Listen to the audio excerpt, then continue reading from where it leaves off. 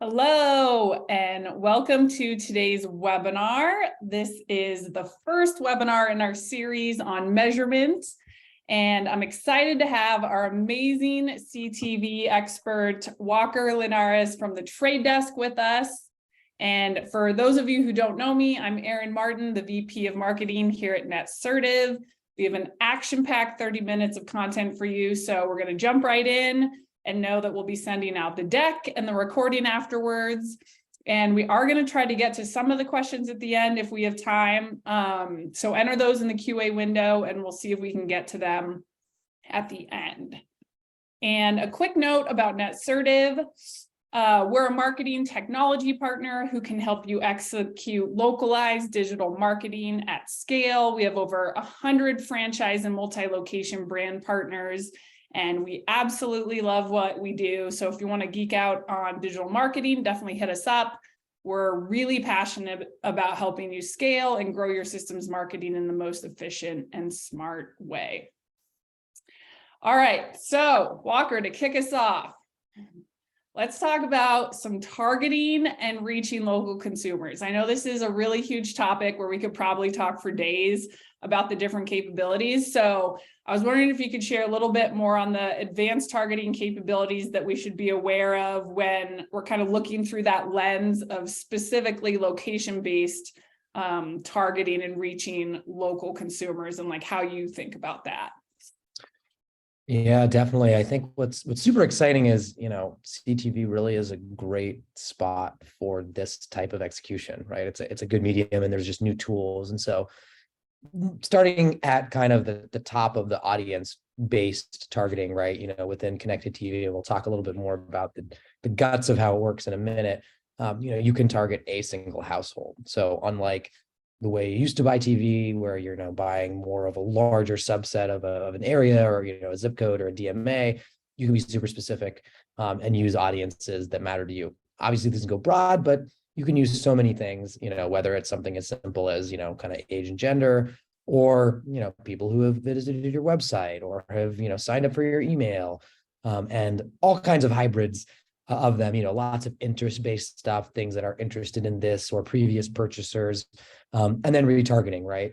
Users that have seen an ad, hitting them again, kind of finding that right blend of frequency and effectiveness. I think that audience and household approach is super important. But I think what's even more interesting is really when you drill down into the actual location targeting, right? And what those tools look like. There's just a lot more. So when I think about, if you go to the next slide, this is where things get really interesting, right? You can get incredibly precise, obviously, down to the zip code. And that's something that, you can get smart about, and like a radial type of approach where it's based on location, but then going a kind of a step deeper, right? People who have visited certain locations, maybe once, maybe a certain number of times, actual real-time proximity. So this is less maybe CTV, but leveraging kind of the combination of, let me reach those people within the right, radius of my storefront, but then let me reach them again when they're actually closer, maybe on a different device. And again, we'll talk more about how kind of that works. And then another thing, things like competitor conquesting. So people who visited a competitor's location, using all of those different kind of tactics together, independently testing. You don't have to have a minimum for each of these. These are things that can be just applied to any campaign, or again, kind of broken out and testing. There's tons of other types of things you can do, things like time of day, right? And making sure, hey, like, let's hit them when we're open, or, customizing that messaging based on maybe they're a little farther away. And so, maybe depending on what it is, right? Like delivery versus come to our store, all of that are different ways that you can start to think about targeting differently. And then of course, combining them, right? And that's where it gets really, really interesting, which is, and how do we leverage all of these different tools? And then I think the last piece is the price component, right? You can be very flexible about how much you're willing to pay. So I'll probably pay a little more for somebody who's very close, But again, historically, that's been a challenge where you kind of have to set a cutoff where I don't want to target any customer that's X number of whatever unit of measure you want to use away. But you don't have to. You can just say, well, yeah, maybe they're actually, I've seen a few loyal customers that come from far away. Are there more like that? You can do something like lookalike modeling where you can say, hey, how can I find other people that are kind of sharing similar profiles? Or you can open up your geo, but set a very strict price you're willing to pay. So I'll find those users and I'll target them, but I don't want to pay the premium. I want to go for a much less expensive because I know it's maybe a harder sell or what have you. So I think what's really fun here is you can play, right? You have all this data. We'll talk more about measuring and how it works, but when it comes to targeting, the permutations are basically limitless. And it all depends on your brand and what kind of products you sell and what kind of store you operate, or if it's a business that is, goes on site to people's houses, and how does that impact how you target? That's what's great. And of course, again, this can all be done on the big screen in the living room, as well as across other devices. Yeah. And it kind of reminds me of, the precision targeting and the ability to mix and match, like you mentioned. It reminds me of the fact that marketers in general don't use, near 100% of the capabilities that they have at their disposal. Whether it's a MarTech stack or the different, marketing tools and stuff, like we just do not penetrate using everything correctly. So that really comes to mind for me as something to deep dive in if you're trying to improve what you're doing, like use those sophisticated capabilities like you were talking about. And I don't know if you'll know this might be technical, but one question came in around conquesting and how that works. Specifically, if it's just based off of IP address, or if there's a difference between like a physical location or a service area. Yeah, it's actually, there's a lot of different ways that it can be done, right? It's like people who are past purchasers, like the very broad example, it's like I'm Coke and I want to target people who bought Pepsi, right? So there's ways beyond just location based, right? It's and I might not know the exact level of detail, whether it's like a specific website visit or a specific purchase, but there's a lot of ways and different types of competitive conquesting data available, where again, it's not just necessarily like a physical location based, it's, past purchasers of products or interest in XYZ products, search terms, things like that. There's a whole slew of different, and it can kind of go back to that audience side of it as well. Ton of different ways you can look at that. When we talk to we have some tons of brands that we work with, and we have, by a TV production company who's targeting people who downloaded a competitor's app, right? So there's competitive app downloading, conquesting, things like that you can do. But that doesn't have to be for that use case, right? That can be people who have downloaded other types of apps, so lots of ways that can be leveraged as well. Yeah, cool. All right. So that leads us to kind of the guts of what we're here for, the measurement piece. So wondering if you could just kick us off. Again, this is something where, you could bite off more than we want to chew here, but talk a little bit about what you see and how you think about digital media and CTV, and distilling that down to what really matters, and kind of your quick snapshot on what marketers and multi-location marketers need to pay attention to specifically. Yeah, I think that's where it's interesting, right? Did this work? Right. And what does that mean? It could mean many things, right? And I think that's what's good, is there's a lot of ways that you can define and measure success, from upper funnel all the way to lower. So it can be something like, I want to reach all the households in this area close to my business or in the place that matters to me, and understanding what that reach looks like and the overlap among all the households and people you're reaching. And then, all the way down to the lower funnel, did they actually visit my location? Or did they go to my website? Did they make a purchase? Did they download a coupon? Lots of different places. This is kind of another one of those choose your own adventure type of offerings, which is good because you also don't have to just focus on one, right? You can see hey, how does this work from a reach perspective, but then also how many people then went to my website and purchased, or went to my store and signed up, or whatever it might be. And I think that's what's key here, because when you think about this, I think about it's like kind of like the value versus cost. Like, yeah, I'm paying for something, but how am I valuing it, right? There's probably a couple of different ways. And I say, like, put your consumer hat on, right? We all consume media, watch television, see ads, and we don't just see an ad and then immediately always pick up the phone and do the purchase. Sometimes it takes a little time, or sometimes, it's that second or third time we were reached. It was that coupon, whatever it might be. And it's tying that all together, right? And kind of the reality of advertising is that's how it works, right? It's there's convincing, there's persuasion, then there's maybe a call to action that draws them to that final point of purchase. And so it's looking at all of it and understanding that bigger picture. And that's what I think the change has been now is you can look at more of what is my holistic media strategy and get a little bit smarter about tying all the various pieces together, from that big screen to, hey, they're now within 100 yards of my store. Let me see if I can do something to push them over the edge. And then tying it all back together and understanding what's that kind of perfect recipe for me, for my business. Yeah. And I think it's that tying it all together where I've learned as a marketer, it's almost like when you're tracking attribution and pulling all those local data points together, like it's a team sport. Like you need to either be working with a partner that integrates the entire digital, larger digital ecosystem, or you need to be pulling that tech stack together to be able to integrate all these things and automate it. So you're not stuck in some tedious manual, world either to paint that picture. And so I think that's kind of what we have up next. I'd love to dive into is like an example of what that looks like.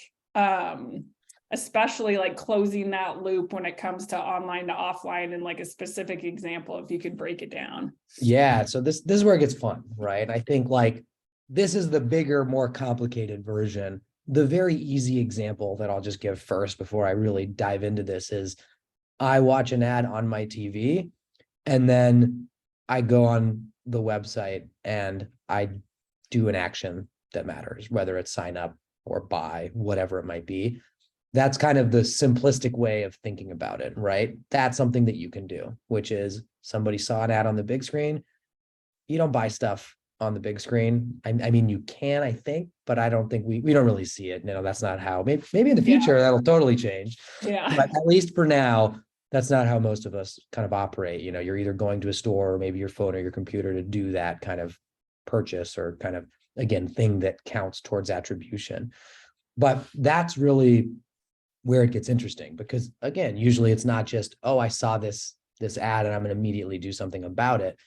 It looks a little bit more like this, which is maybe I started on my phone or on a Spotify or Pandora, and then I also saw that ad on the big screen on HBO Max or whatever it might be. There's many touch points. This is something that anybody can access. It's available within the platform, and it gives you a ton of information. So it'll show you how many times did they see an ad? What was that average number of exposures before they converted? How long did it take? That average number of days. And how did different channels play a part? What was effective? What wasn't?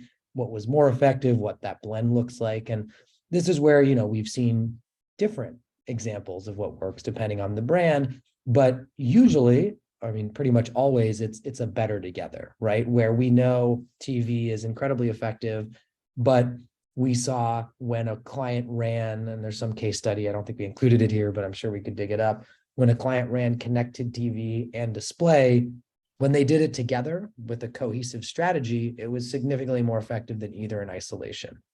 Again, it makes sense because that's where too, you can get precise and sophisticated about messaging, right? You're not going to show them hey, here's my brand and what you need to know about it the seventh time.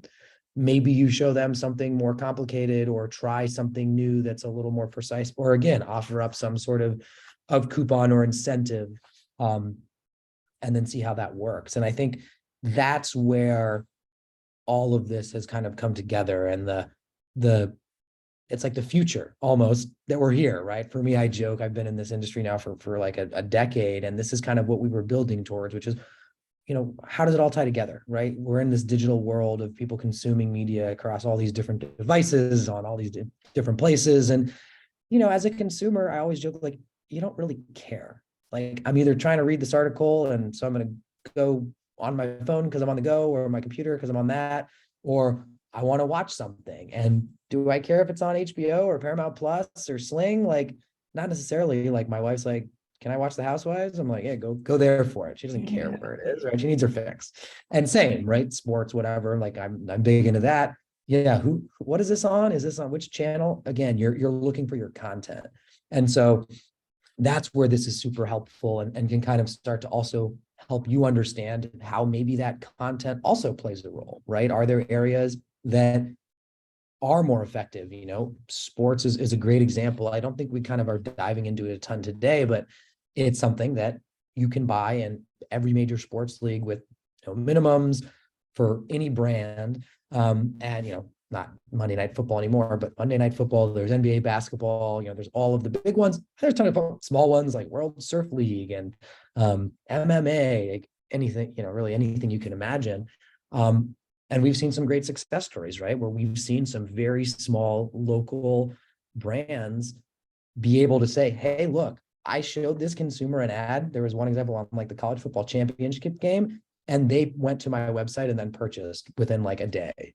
And tying that back together is an awesome success story and super cool that that's something that you can actually prove, but also insightful, right? And start to look at that data and then feed it back into, okay, well, should I maybe try to look at incorporating more sports into my strategy?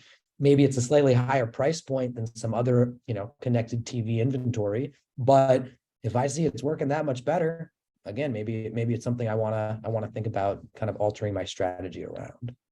Yeah, I love that. And one thing that you said in terms of the ad exposure and the frequency too, I think that's exciting for marketers because we always love bridging the gap between storytelling and the execution. And so the more that we can be thoughtful about, okay, now we're telling a story and it's not just one ad for 30 seconds that we're going to play like 8 times over, whether you're on, XYZ video that you're consuming, it's like, no, break down that story, break down the story into different pieces and feed it throughout different content to be able to take someone on that journey. So we can evolve with the way we execute our storytelling now. Totally. We get asked that all the time. Everyone's like, what's optimal frequency? And it's like, come on, it totally depends, right? There's a million asterisks there, but it's almost like, actually, you tell me.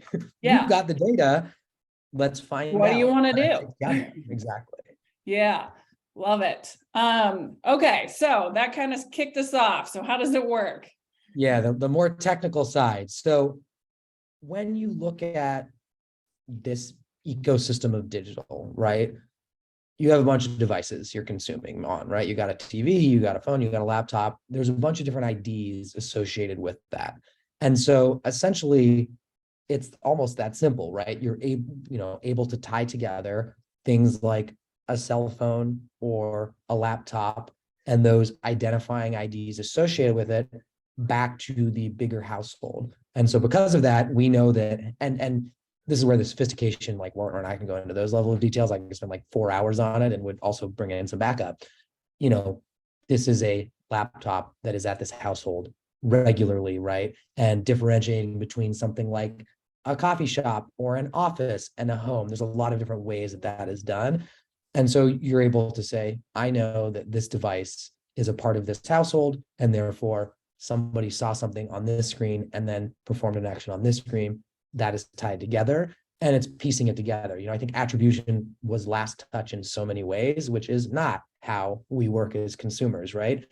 It wasn't, I Googled something and that was the only way I just happened to know what to Google, and that's not how we operate. And so this helps tie it together. So this next slide gets a little more technical, and I'll kind of break down the components where before the actual kind of connected TV, 5-10 years ago was really a big player. It was really more about individuals, right? You had your devices, that's how you track things. Well, a TV is different. It is in a household. Usually there's multiple people within that household. And so that's how it's broken down, where you have this larger household identifier, right? So when you're like, how many households did I reach? That's what it's mapping to. And again, this is something that you're going to get breakdowns of each kind of layer, right? How many households did I reach? How many unique people? How many unique devices? But that's how it's structured. It's to the household, to the individual, and then the devices. And all of those devices have things like device IDs and IP address and timestamp and lat long and all these different signals that allow us to tie them all together. I have some slides that look like a bunch of like, connect the dots type of slides that really go into the nitty gritty that we're not going to go into today because, again, I would need backup. But that's how it works. There's a level of kind of, a threshold that it has to meet, number of times we see it, like a certainty rating, if you will. But what's also great is now there's more and more what's called deterministic data, which is really like a hard, I know that this connection is exactly the same. And that's what something like a unified ID 2 is. That's something that is going kind of big across the industry. Big partners like Disney and Sling and Paramount and all these others have started to adopt it. And essentially what it does is helps link things like email addresses and phone numbers in an anonymous, privacy safe, consumer opt-in type of way to all of these devices that you use. And so it's just building even stronger connections. And, we've had some great initial results on how much better it's getting, but that's what's allowing us to tie it together. And, when you look at this household graph, there's tons of things feeding into it and data being licensed to kind of feed the beast. But a lot of it also is just based on what's coming, like if you know how the internet works, your internet connection has an IP address and every device is connected to it is there. That's a very simple way of thinking about a much more complicated solution. But it helps, I don't want to say dumb it down, but that's how I've had it explained to me at the beginning, and it helped start me understanding. That's for sure helpful. Awesome. Okay, love it. And for unified ID, one question I just had was, so you were saying like Disney and some others are using the unified ID that you guys have developed too, to have, other partners on this similar system, correct? They're not developing their own. Yeah, and the way unified ID is, the TradeDesk definitely like pioneered the code and the, idea behind it. It's an open source technology. And it really started with, well, if cookies go away, what do all these digital first publishers do? What are ways to kind of tie it together? But where it becomes even more interesting is in somebody like a Disney, where you have an email address registered or a phone number with your Disney or your Sling or whatever of these, major TV subscription services you're signed up for. And so essentially what it does is allow those IDs, those proprietary kind of personally identifiable information points that is not what is transacted or moving in the ecosystem, right? You don't see phone numbers or email addresses or anything like that, but it allows it to go into, you hash it and you salt it. And there's all these technical ways that the data is like, think of it like a cipher and there's an encryption and there's a key on the other side that unlocks it and allows you to say, oh, yep, I know that ABC123 is ABC123 over here. It's that same user. And so if I'm targeting somebody that matters to me, I can find that connection seamlessly.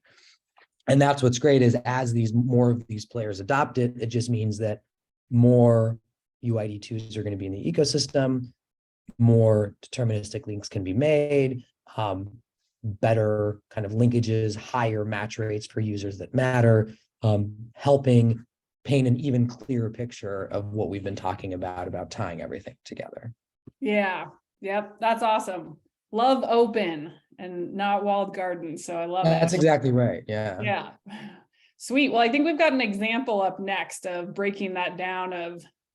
Yeah. And I think this is a good one where, we talked about how it's tying devices, but well, what if you're not at home and maybe you watch something, but then you're on the go or what have you? And so there's just a way to help like explain how that might work. And again, this is an example of all the places that somebody, you can see at somewhere with an iPad and then somewhere else with a desktop and then somewhere else with a laptop. And well, how does that work? So this is a simplified example, but just kind of helps show how that might work. So we have our good friend Greg here and he's watching. So if you jump to the next slide, first example, he's at home, Monday night watching NFL football, gets served a CTV ad. Great. Went to bed, late game, wakes up in the morning, heads to the coffee shop and connects to that public Wi-Fi, but he's on his laptop, not his home, different IP address, but he's on that device that's recognized. Well, what's he do there? He's doing work. He gets another ad because they're, through that graph, we're able to tie that device, that laptop to that household, to that same person. And so, great, you serve that one higher, upper funnel ad on NFL football. And now you want to retarget that same user, want to retarget Greg again, maybe with a call to action, with something that is different, a sequential message that might push him over. So while he's out and about at a different location, that's where he converts. He's at the coffee shop, he's hopped up on caffeine and he's excited and wants to do it. Well, what this does is it still allows you to tie that together. So even though he's somewhere else, that graph, the way that it's tying everything together, allows you to know, great, we served him this ad, we retargeted him, and then later, not even that same time, right? That was hours later, maybe he's at the same location, but those two are tied together. And that helps you understand also how people are doing things, right? It ties back into that frequency, into those messaging. But that's just kind of a quick example to show how this can be done in real life that also matches how people operate, right? Maybe you work from home, and so you got to get out to the coffee shop to change your scenery up. You're able to still understand what that looks like and tie it all together. Yeah, this was great. And I think the key with this too is it's not just for CTV. This is like the digital journey, like every single digital touch point. Like that's what's happening here, is being able to understand what was happening and how to tell that next piece of the story too. All right, we've got 3 minutes left. We'll try to squeeze it in. One other big question I know marketers have, so I wanted to touch on this, is how to think about budgets and media planning. That's the number one thing that I get. Yeah. It's like, okay, budget. How much I think that's budget do I need? what's really fun and different about CTV is, if you looked at TV in the past, you kind of had national or local, right? You have your two options, and local, there was minimums and you had to hit everybody in an area. And sometimes it again depends on how you're buying, who you're buying from, where you are, what their footprint looks like. But the joke and example I use is I lived in Manhattan for a while. I'm now in the suburbs, but I would get constantly targeted for riding lawnmowers. And I'm like, I live in a 600 square foot box in the sky. Like, not super relevant. And that's because it was a localized ad. It was for, because the DMA hits Manhattan, but it also overlaps across New Jersey, Long Island, et cetera. I'm like, well, now I'm in the suburbs and I do have a riding lawnmower and it's great. But that's how it was done. Well, now, if that's you and your, local riding lawnmower shop, you wouldn't target Manhattan because no one's using a riding lawnmower there. You're going to focus that on the area that matters. So the idea of kind of local TV is different. And I think another example is we get questions like, hey, I want to target everybody watching the Phillies, right? And I'm like, are you sure? Or do you want to target everybody in that Philadelphia region that is watching baseball? Because I'm not from there. I live there now. I'm from California. I'm watching the Warriors still. And so are you sure you don't want to target me watching the Warriors? Because I'm the one that can go to the store. Oh, and also I'm getting a lot of Bay Area Honda dealer ads because it's not being targeted always in the more kind of programmatic fashion.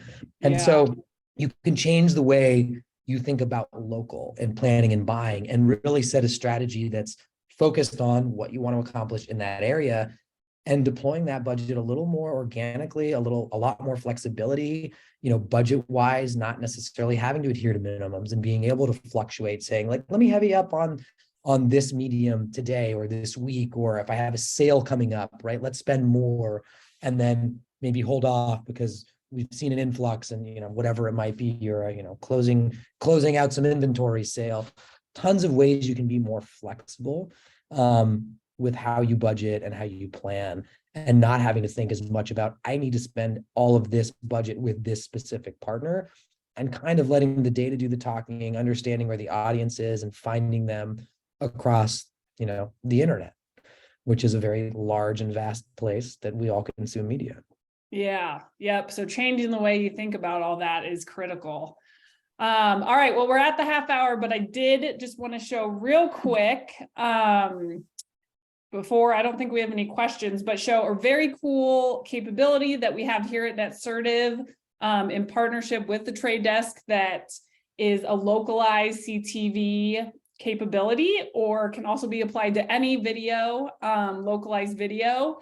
And so what localized CTV or localized video means is that we can basically run a campaign where it has that single or multiple corporate video ads to tell a story, like I was mentioning, yet dynamically insert that closest retail or service location information based off of a viewer's IP address. And so, as you can see in this example, there's that beautiful video from Rebath. And then if there's a viewer in San Antonio, they're able to see the Rebath San Antonio's information, like the website, phone number. You can include the address if you want.